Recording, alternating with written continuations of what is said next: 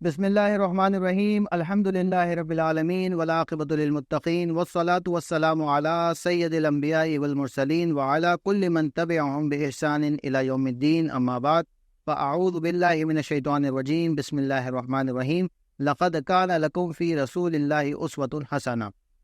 بسم اللہ الرحمن الرحیم۔ آج انشاءاللہ ہمارا سیرت جرنی کا چھٹا لیکچر ہے، 6 لیکچر ہے، اور انشاءاللہ آج ہم آگے پڑھیں گے۔ لاسٹ ٹائم ہم نے جو بات کی تھی اس کا تھوڑا سا ریکیپ کریں گے۔ ابتدائی 3 سال بلکہ ابتدائی 4 سال ہم نے جو ہے وہ پڑھ لیے تھے، جس میں ہمارے پاس حضرت ابو ذر غفاری رضی اللہ تعالیٰ عنہ کا قبول اسلام کا واقعہ آیا تھا۔ پھر ہم نے آگے بات کی تھی کہ کس طریقے سے جو ہے نا وہ انہوں نے اسلام قبول کیا، حضرت علی رضی اللہ تعالیٰ عنہ ان کی مہمان نوازی کی۔ پھر خفیہ تبلیغ کے 3 سال جو تھے اس میں دار ارقم کی بات ہوئی کہ دار ارقم کیا تھا، حضرت ارقم رضی اللہ تعالیٰ عنہ کا گھر کہاں پہ واقع تھا، اسلام کا پہلا مرکز تھا، سارے جو آپریشنز ہوتے تھے، آپ صلی اللہ علیہ وسلم کی مجلسیں ہوتی تھی وہ وہیں پہ دار ارقم میں ہوا کرتی تھیں۔ پھر ہم نے بات کی تھی آپ صلی اللہ علیہ وسلم کو جب حکم ہوا کہ اپنے عزیز و اقارب میں تبلیغ کریں، تو وہ نبوت کا 4تھا سال تھا۔ آپ صلی اللہ علیہ وسلم کی عمر مبارک اس وقت 44 ایئرس 44 سال تھی۔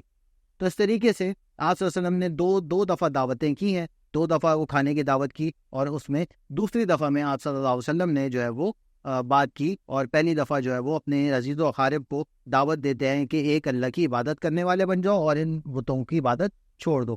پھر اس پہ جو ہے وہ ابو لہب جو تھا اس نے خیر اگینسٹ میں بات کی کہ تمہیں یہ عرب چھوڑیں گے نہیں اور یہ معاملہ، اور ابو طالب نے کچھ سپورٹ میں بات کی تھی۔ پھر ہم نے آگے بات کی تھی کوہ صفا پہ آپ صلی اللہ علیہ وسلم نے اعلانیہ پہلی دفعہ آپ نے اتنے بڑے مجمع میں آپ صلی اللہ علیہ وسلم نے دین کی دعوت دی، اور اس کے بعد سے جو مسلمانوں کے کے اوپر مظالم والے واقعات تھے، علی اعلان جو بتوں کا انکار کیا گیا، اس کے امپیکٹس پھر آنا شروع ہوئے۔ اور آپ صلی اللہ علیہ وسلم نے جو یہ ساری جو شروع کے 3 سال جو خاموش تبلیغ کی، وہ سب اللہ کا حکم تھا۔ اللہ کا حکم جب ہوا تو آپ صلی اللہ علیہ وسلم نے علی اعلان بھی بات کی ہے، اللہ کا حکم جب ہوا تو آپ صلی اللہ علیہ وسلم نے اپنے عزیز و اقارب میں بھی بات کی ہے۔ تو یہ ساری چیزیں اللہ تعالیٰ کا جب حکم آتا تھا آپ صلی اللہ علیہ وسلم اس لحاظ سے معاملات کرتے تھے۔ پھر ہم نے یہ بات کی تھی کہ آپ صلی اللہ علیہ وسلم کی زندگی جو ہے وہ مکہ میں 53 ایئرز اور مدینہ میں 10 ایئرز، ٹھیک، تو یہ گزری۔ اور مکہ کے جو سال ہم پڑھ رہے تھے 40 سال نبوت سے پہلے اور 13 سال نبوت کے بعد کے تھے۔ ترغیب میں ہم نے کچھ بات کی تھی کہ بے موقع تبلیغ نہیں کرنی چاہیے، اس کو ایک موقع ہونا چاہیے، اس پہ پھر آپ تبلیغ کریں، اللہ سے دعا مانگیں اور پھر اس کے بعد بات کریں، جیسے کہ آپ صلی اللہ علیہ وسلم کی سیرت سے ہمیں سبق ملتے ہیں۔ آج کا جو ہمارا سبق ہے اس پہ انشاءاللہ ہم چلتے ہیں۔ بسم اللہ الرحمن الرحیم۔ آج کا جو سبق ہے نبوت کا 4تھا سال ہے، وہی سال چل رہا ہے، آپ صلی اللہ علیہ وسلم کی ایج تقریباً 44 ایئرز ہے، اور اب جو ہے وہ پروپیگنڈا شروع ہو رہا ہے، سازشیں شروع ہو رہی ہیں، کیونکہ یہ معاملات بڑھتے جا رہے ہیں نا۔ آپ صلی اللہ علیہ وسلم نے علی اعلان بتوں کا انکار کر دیا، تو وہاں سے رد عمل آ رہا ہے، اس رد عمل کے نتیجے میں کیا ہو رہا ہے؟ پروپیگنڈا، سازشیں۔ وہ کیا سازشیں؟ ہم آگے چلتے ہیں۔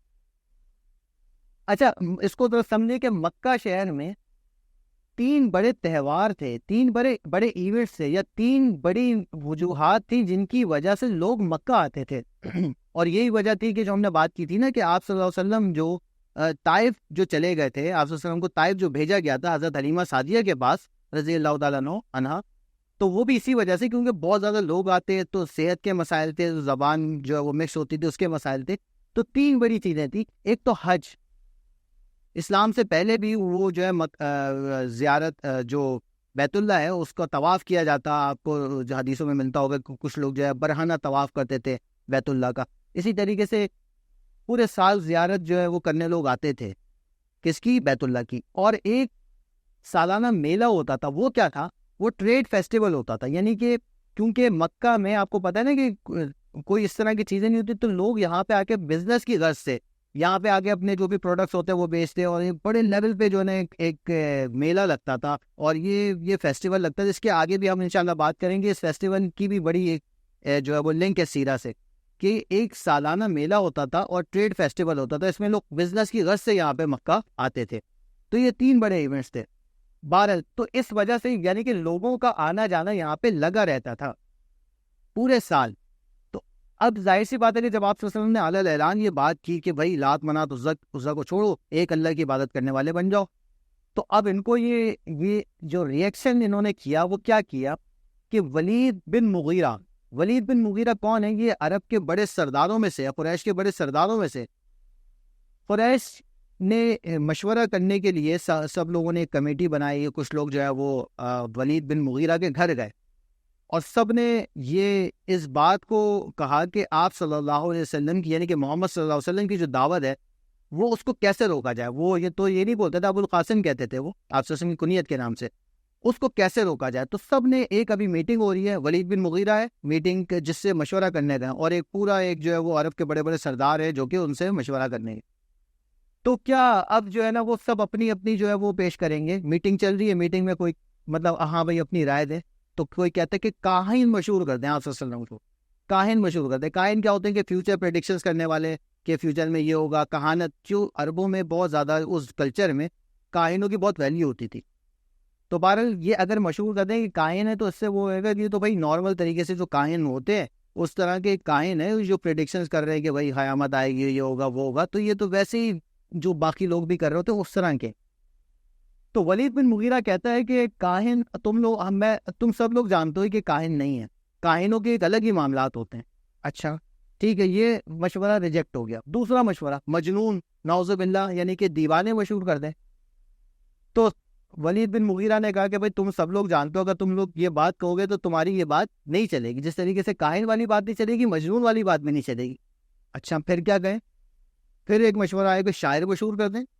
شاعر، عربوں میں بہت بڑے اچھے لیول پہ شاعری ہوتی تھی، اور ایسی شاعری تھی اگر آپ کبھی پڑھیں گے وہ شاعری تو آپ بالکل اس ماحول میں پہنچا دیتے ہیں آپ کو، جو ہے نا وہ جب وہ شاعری کر رہے ہوتے ہیں تو بہت زبردست اچھی ادبی شاعری ہے۔ تو ولید بن مغیرہ کہتے ہیں کہ ہم سارے شعر کے سارے جو کیٹیگریز ہیں سب کو جانتے ہیں، اور اس کی ساری ٹائپس کو جانتے ہیں، کوئی بھی ایسی چیز نہیں ہے جو قرآن ہے، جو آپ صلی اللہ علیہ وسلم کا کلام ہے جو کرتے ہیں، اور قرآن جو پڑھتے ہیں وہ شاعر ہی نہیں ہے، تمہیں پتہ ہے یہ بات بھی تمہاری چلنے والی نہیں ہے۔ اچھا پھر ایک اور مشورہ ہے کہ ساحر مشہور کر دیں، جادوگر، میجیشین مشہور کر دیں۔ تو کہتے ہیں کہ بھائی دیکھو جادوگر بھی اس طرح کا نہیں ہوتا ہے، یہ بھی تمہاری بات چلنے نہیں والی۔ تو پھر آتا ہے کہ بھائی آپ بتا دو پھر کیا کریں۔ تو خیر ان چاروں میں سے ایک ہی آئیڈیا سمجھ میں آتا ہے، ساحر والا، یعنی کہ جادوگر مشہور کر دیا جائے۔ تو اس سے کچھ نہ کچھ جو ہے نا انہوں نے کچھ اس کی وہ بھی نکالی نا، اس کی کچھ لاجک نکالنے کی کوشش کی، مطلب کہ یہ انہوں نے کہا کہ دیکھو بھائی جیسے کہ حضرت سعد کا واقعہ تھا نا، اس سے ملتے جلتے بہت سارے واقعات ہیں۔ تو انہوں نے کہا کہ یہ کیا کرتے ہیں، یہ مشہور کریں گے، یہ جادوگر ہے، اور جادو کے زور پہ یہ خاندانوں میں پھوٹ پڑوا دیتے، خاندانوں میں لڑائیاں کروا دیتے۔ وہ کیسے؟ جب ان کے پاس کوئی بندہ آتا ہے تو یہ اپنے دین کی دعوت دیتے، وہ دین قبول کرتے تو ان کے خاندان والے لڑنا شروع ہو جاتے ہیں اس سے۔ جیسے کہ حضرت سعد کی والدہ رضی اللہ تعالیٰ عنہ، وہ انہوں نے آزمائش میں ڈالا نا ان کو، تو انہوں نے اس طرح کی باتیں گھما پھرا کے ایسی جو ہے نا وہ بنائی کہ یہ جو ہے نا ساحر ہے، اور یہ کیا کرتے ہیں آپس میں لوگوں کی لڑائی کرواتے ہیں، نعوذ باللہ۔ تو اس طریقے سے جو ہے انہوں نے کہا کہ ٹھیک ہے ہم سب اس بات پہ ایگری کرتے ہیں، اور اب ہم کیا کریں گے، اب ہم ایک ہی چیز بتائیں گے، ساری جگہ پہ صرف ایک ہی چیز بتائیں گے، کیا کہ وہ ساحر ہیں، جادوگر ہیں۔ تو انہوں نے کہا کہ ٹھیک ہے صحیح ہے، تو سب ایک چیز پہ راضی ہو گئے، صحیح۔ اور کیا کرتے، یہ جو ہم نے بات کی نا، یہ جو سارے جو ایونٹس تھے، اس کے لیے لوگ مسلسل مکہ آتے رہتے۔ تو انہوں نے کیا کیا کہ جو شہر کی جو انٹرنس تھی، شہر کا جو داخلی راستہ تھا جہاں سے لوگ آتے تھے، تو وہاں پہ اپنے نمائندے بٹھائے، اپنے لوگ بٹھائے، جو کہ صرف اس کام کے لیے تھے کہ وہ یہ بتاتے کہ آپ صلی اللہ علیہ وسلم ساحر ہیں، اور یہ لوگوں میں تفریق کرواتے ہیں۔ یہ خالی بتانے کے لیے انہوں نے لوگوں کو وہاں پہ رکھا۔ تو اللہ تعالیٰ نے جیسے کہ ہوتا نا کہ اپنے پیر پہ کلاڑی مارنا، تو یہ اس طریقے سے انہوں نے اپنے پیر پہ کلاڑی مار دی، یعنی کہ ایسا اگر کوئی لیٹ سے کہ اگر یہ لوگ موجود نہیں ہوتے اس جگہ پہ داخلی راستوں پہ، تو کوئی آتا مکہ میں اور جو بھی اپنا کام ہوتا ٹریڈ فیسٹیول میں آتا وہ کر کے، یا پھر زیارت کے لیے آتا یا حج کے لیے آتا وہ کر کے چلا جاتا۔ بہت کم لوگ ہوتے جو تھوڑی سی تحقیق کرتے یا کسی سے پتہ لگتا تو پہنچنے آپ صلی اللہ علیہ وسلم تک۔ لیکن یہ جو قریش تھے، جو پروپیگنڈا کیا، ان کے خلاف ہو گیا، یہ آپ صلی اللہ علیہ وسلم کے لیے مارکیٹنگ کا یہ ذریعہ بن گئی ہے سارے۔ تو جب بھی کوئی داخلی راستوں سے آتا اس کو یہ بتاتے ہیں کہ بھائی یہاں پہ ایک شخص ہے جو کہ اس کے پاس مت جانا۔ تو کیوریوسٹی لوگوں کے اندر جو ہے نا وہ بلڈ ہوتی ہے کہ بھائی اچھا ایسا کیا معاملہ ہے کہ وہ ایسے کر دیتا ہے۔ تو لوگ جو ہے وہ آپ صلی اللہ علیہ وسلم کے لوگ اس طریقے سے سمجھے کہ مارکیٹنگ کرنے والے بن گئے۔ اللہ تعالیٰ نے ان کی جو تدبیریں تھیں، ان کی پلاننگ انہی کے خلاف کروا دی۔ تو پھر جتنے بھی لوگ آتے ہیں مکہ میں اور پھر وہ آپ صلی اللہ علیہ وسلم سے ملتے اور ملنے کی کوشش کرتے. جب ملتے دار ارقم وغیرہ میں کوئی ترتیب بنتی تو وہ مسلمان ہو جاتے. ظاہر سی بات ہے کہ آپ صلی اللہ علیہ وسلم جب دین کی دعوت دیتے تو لوگ مسلمان ہو جاتے. تو یہ ان کی جو تدبیریں تھیں انہی کے خلاف ہو گئی. ان کی جو ساری پلاننگ تھی انہی کے خلاف جو ہے وہ استعمال ہو گئی. تو یہ تو ایک پروپیگنڈا تھا جو ان لوگوں نے کیا, ساحر مشہور کیا. پھر کیا ہوا؟ ایذا رسانی, یعنی کہ آپ صلی اللہ علیہ وسلم کو مختلف قسم سے تکلیفیں دینے کا سلسلہ انہوں نے شروع کیا. تو ایسا ہوتا تھا کہ اب دیکھیں, ایک تکلیفیں تو یہ نا کہ جب بندہ اپنے گھر سے باہر نکلے گا تو اس کو تکلیف دی جائے گی, راستے میں تکلیف دی جائے گی. ایک شہر سے دوسرے شہر جا رہا ہے تو راستے میں کچھ اس طرح کا معاملہ جیسے طائف میں ہوا, تکلیفیں نہیں جا رہی. لیکن یہاں پہ اگر آپ دیکھیں کہ آپ صلی اللہ علیہ وسلم کا جو گھر تھا اس کے پڑوس میں کون لوگ تھے؟ ایک پڑوس میں ابو لہب, دوسرے پڑوس میں عقبہ بن معیط. تو یہ دونوں جو تھے نا اسلام کے بڑے دشمنوں میں سے تھے. ابو لہب کے بارے میں تو آپ کو پتہ ہے, ابھی ہسٹری ہم نے پڑھ لی. عقبہ بن معیط بھی یہ بڑے دشمنوں میں سے تھا. تو اب یہ دونوں کے بیچ میں, دونوں گھروں کے بیچ میں آپ صلی اللہ علیہ وسلم کا گھر ہے. تو اب ظاہر سی بات ہے کہ دو دشمنوں کے گھر کے بیچ میں آپ صلی اللہ علیہ وسلم کا گھر ہے, تو اس گھر کے اندر بھی یہ لوگ جو ہے وہ آپ صلی اللہ علیہ وسلم کو ایذا پہنچائیں گے, تکلیفیں پہنچائیں گے. وہ کیسے؟ اگر آپ صلی اللہ علیہ وسلم کا گھر دیکھا جائے تو اس طریقے سے کمرہ, باہر صحن ہے, ٹھیک. تو مکہ کی گرمی آپ کو پتہ ہے کیسی شدید گرمی ہوتی ہے. تو آپ صلی اللہ علیہ وسلم جب مکہ, مطلب ظاہر سی بات ہے کہ جو ایسا موقع ہوگا تو صحن میں نماز پڑھتے, کھانا پکاتے, یا کھانا جو بھی گھر کا نظم ہوگا جو بنایا جاتا.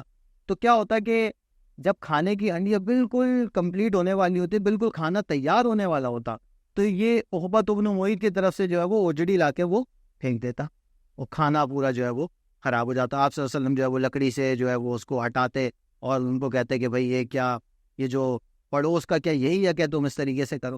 تو بہرحال عقبہ بن معیط مختلف طریقے سے آپ صلی اللہ علیہ وسلم کو ایذا پہنچانے کا باعث بنتا رہتا, ٹھیک. اسی طریقے سے ابو لہب کی جو بیوی کو ہے نا, وامرأتہ حمالۃ الحطب, یہ اس کی بیوی بھی جو ہے نا وہ جہنمی ہے. وہ کیوں؟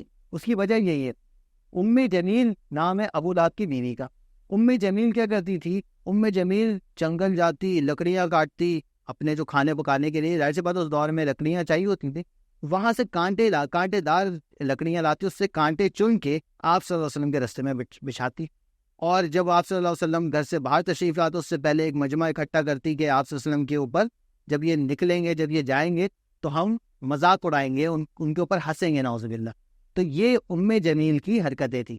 تو اس طریقے سے کیا ہوا کہ ہم نے بات کی کہ آپ صلی اللہ علیہ وسلم کے جو پڑوس میں جو لوگ تھے, آپ صلی اللہ علیہ وسلم کو گھر میں بھی وہ لوگ جو ایذا پہنچاتے ہیں, یعنی کہ 24/7 جو ہے نا کچھ نہ کچھ آپ صلی اللہ علیہ وسلم کے ساتھ ایذا رسانی والا معاملات چلتا رہتا, صحیح. تو یہ پڑوس کے جو دو لوگ تھے ان کی ہم نے بات کی کہ کس طریقے سے معاملہ تھا. آگے اچھا, قریش جو تھے نا, اب ان کے کیونکہ اب پہلا پلان ناکام ہو گیا, وہ جو ہم نے بات کی تھی نا کہ وہ جو انٹرنس پہ لوگوں کو بٹھا دیا, تو ان کے خلاف ہی وہ چیز ہو گیا نا. تو اب کیا ہوا کہ انہوں نے چلو بھائی اب اس سے بھی جو ہے نا وہ چھوڑے, اس سے بھی فائدہ نہیں ہوا. اس طریقے سے گھر پہ ایذا پہنچا رہے, اس سے بھی فائدہ نہیں ہوا. آپ صلی اللہ علیہ وسلم کی پرویکٹیو اپروچ تھی نا, اس کے بارے میں چل ہم آگے پڑھیں گے کہ آپ صلی اللہ علیہ وسلم کو جتنے بھی مسائل ہیں, آپ صلی اللہ علیہ وسلم اس سے پیچھے نہیں ہٹے, اپنی دین کی دعوت سے, اپنے ویژن سے, اپنے مشن سے پیچھے نہیں ہٹے. آپ صلی اللہ علیہ وسلم ان سارے مسائل کے ساتھ بھی دین کی تبلیغ, دین کا کام کرتے رہے. اب قریش کی کچھ فرمائشیں شروع ہوں گی. قریش کی فرمائشیں جیسے کہ موسیٰ علیہ السلام کے قوم نے نہیں کہا تھا, موسیٰ علیہ السلام کو جو ہے وہ کتاب دے دی. موسیٰ علیہ السلام جو ہے اپنی قوم تک جب کتاب پہنچائی تو کہا کہ جب اللہ تعالیٰ بتائیں گے تب ہم یقین کریں گے یہ اللہ تعالیٰ کی طرف سے کتاب ہے. تو اس طرح کی جو ہٹ دھرمی والے معاملات ہوتے ہیں, ضد والے معاملات ہوتے ہیں, اور بہانے بازی والے معاملات ہوتے ہیں, وہ اب انہوں نے کیے. اگر وہ حضرت موسیٰ علیہ السلام اللہ تعالیٰ سے کہہ بھی دیتے تب بھی وہ ماننے والے نہیں تھے. اسی طریقے سے اب یہ قریش کے جو لوگ ہیں ان کی فرمائشیں اب شروع ہو رہی ہیں. انہوں نے یہ فرمائش کی کہ مکہ آپ نے دیکھا کہ چٹانیں ہیں, پہاڑ ہیں, سبزہ نہیں ہے, نہریں نہیں ہیں. انہوں نے یہ کہا, اب یہ لوگ جاتے تھے شام نا, رحلت الشتاء والصیف, اور یمن اور شام کا سفر کرتے. شام کی سرزمین بہت ہری بھری, بہت نہروں والی, بڑے پھل فروٹ, بہت ساری چیزیں وہاں پہ نا, بڑی خوبصورت سرزمین ہے. تو انہوں نے یہ کہا کہ اگر آپ اللہ کے سچے نبی ہیں تو آپ مکہ شہر کو ایسا کر دیں, ایسی وادی، اس وادی کو ایسا بنا دیں یہاں سے نہریں بہ رہی ہوں اور سبزہ ہو اور اس طریقے سے باغات ہوں. یہ انہوں نے جو ہے نا ایک فرمائش کی. پھر انہوں نے ایک فرمائش یہ کی کہ آپ صلی اللہ علیہ وسلم کو جو شجرہ نسب ہے، محمد صلی اللہ علیہ وسلم بن عبداللہ بن عبد المطلب بن عبد المناف، اس طریقے سے پورا ہے، تو اس میں قصی بھی ہیں. تو قصی اس وقت کے بڑے بزرگوں میں سے ان کا شمار ہوتا تھا، اور آپ صلی اللہ علیہ وسلم کے دادا اجداد، آبا و اجداد میں سے بھی ہیں. تو قصی کی بہت زیادہ ایک مقام تھا، ایک عزت تھی. تو انہوں نے کہا کہ آپ کی جو آبا و اجداد میں سے، آپ کی جو پیچھے جو پورے فور فادرز میں سے آپ کے جو قصی نام کے جو بزرگ ہیں، ان کو کہیں، ان کو زندہ کریں، اور وہ اٹھ کے اگر یہ گواہی دے دیں کہ آپ اللہ کے نبی ہیں، تو ہم آپ کی دعوت پر لبیک کہہ دیں گے اور آپ کے دین پر جو ہے نا ہم آ جائیں گے. اسی طریقے یہ ان کا اس طریقے سے مطلب عجیب قسم کی ان کی فرمائشیں تھیں. پھر انہوں نے فرمائشیں کی کہ آپ یہ کہیں اگر آپ اللہ کے سچے نبی ہیں تو ایسا کیوں نہیں ہو جاتا کہ ایک فرشتہ آپ کے ساتھ ہو، اور جب بھی آپ سے کوئی پوچھے کہ آپ جو ہے وہ اللہ کے نبی ہیں تو گواہی دینے کے لیے وہ فرشتے آپ کے ساتھ ہوں. تو یہ ایک اور فرمائش. پھر ایک اور فرمائش کہ اگر آپ اللہ کے نبی ہیں تو آپ کے ساتھ یہ فائنینشلی کیوں مسائل ہوتے ہیں؟ آپ کے پاس تو بہت سارے خزانے ہونے چاہیے، اللہ کی طرف سے بہت سارا مال و دولت ہونا چاہیے، تو آپ کے ساتھ یہ مسائل کیوں؟ آپ کے پاس اتنا مال و دولت کیوں نہیں؟ تو ان سارے باتوں کے جواب میں آپ صلی اللہ علیہ وسلم نے صرف ایک بات فرمائی کہ یہ میرے کرنے کا کام نہیں ہے. اور اگر آپ صلی اللہ علیہ وسلم ان کی کوئی فرمائش کو پورا کر بھی دیتے تب بھی وہ ایمان لانے والوں میں سے نہیں تھے. تو آج کی کلاس ہم یہیں تک رکھتے ہیں. آج ہم نے جو بات کی، ہم نے بات کی کہ اب جو ہے وہ چوتھا سال ہے نبوت کا نا، آپ صلی اللہ علیہ وسلم کی دعوت کا، نبوت کا چوتھا سال ہے. آپ صلی اللہ علیہ وسلم کی ایج جو ہے 44 ایئرز ہے. اب جو پروپیگنڈا انہوں نے شروع کیا اور یہ ولید بن مغیرہ کے پاس گئے. ولید بن مغیرہ کے پاس جا کے انہوں نے مشورہ کیا کہ ہم کاہن مشہور کریں، مجنون مشہور کریں، شاعر مشہور کریں یا پھر ساحر مشہور کریں. تو پھر ساحر یعنی کہ جادوگر مشہور کرے، اس پہ ان سب کا اتفاق ہوا. پھر انہوں نے جو لوگوں کو پہنچایا کہ بھائی آپ جو ہے نا، جو لوگ آنے والے ہیں شہر میں داخل ہونے والے ہیں، ان کو آپ یہ بات کہیں کہ ساحر ہیں، اس طریقے سے تفریح کراتا ہے. خیر ان کی یہ بات چلی نہیں، اور انہی کے اوپر جو ہے وہ مارکیٹنگ کا ذریعہ بن گیا. آپ صلی اللہ علیہ وسلم کا جس کو نہیں پتا تھا اس کو بھی پتہ لگ گیا، اور وہ لوگ آ کے مسلمان ہونا شروع ہو گئے. ان کی یہ چیز فیل ہو گئی، ان کا پروپیگنڈا کرنا فیل ہو گیا. پھر اس کے بعد ہم نے دیکھا کہ ایزا رسانی والے جو پڑوس میں جو تھے، وہ کس طریقے سے آپ صلی اللہ علیہ وسلم کے کون نیبر سے وہ کیسے پریشان کرتے تھے آپ صلی اللہ علیہ وسلم کو. اور پھر اس کے بعد ہم نے یہ بات کی کہ آپ صلی اللہ علیہ وسلم کو قریش کس طریقے سے مختلف قسم کی فرمائشیں کرتے، معجزے کی فرمائشیں کرتے، اور جو ہے وہ ایزا رسانی کی مختلف قسم کی چیزیں کہتے کہ بھئی آپ جو ہے نا وہ مکہ شہر کو شام جیسا جو ہے نا وہ شہر وہ کیوں نہیں کروا دیتے اگر آپ اللہ کے نبی ہیں. قصی کو بلائیں، قصی آ کے ہمیں آپ کی گواہی دے، ہم ایمان لے آئیں گے. پھر کہتے کہ ایک فرشتہ ہونا چاہیے آپ کے ساتھ جو آپ کی گواہی دے تو ہم ایمان لے آئیں گے. یا پھر کہتے کہ بھئی آپ جو ہے وہ مال و دولت کے آپ کے پاس ڈھیر لگے ہونے چاہیے تو پھر ہم آپ پر ایمان لائیں گے. انشاءاللہ پھر آگے اس سے ہم 7th کلاس میں ہم آگے بات کریں گے، نبوت کے چوتھے سال سے آگے انشاءاللہ بات کریں گے. وما علینا الا البلاغ. السلام علیکم ورحمۃ اللہ وبرکاتہ.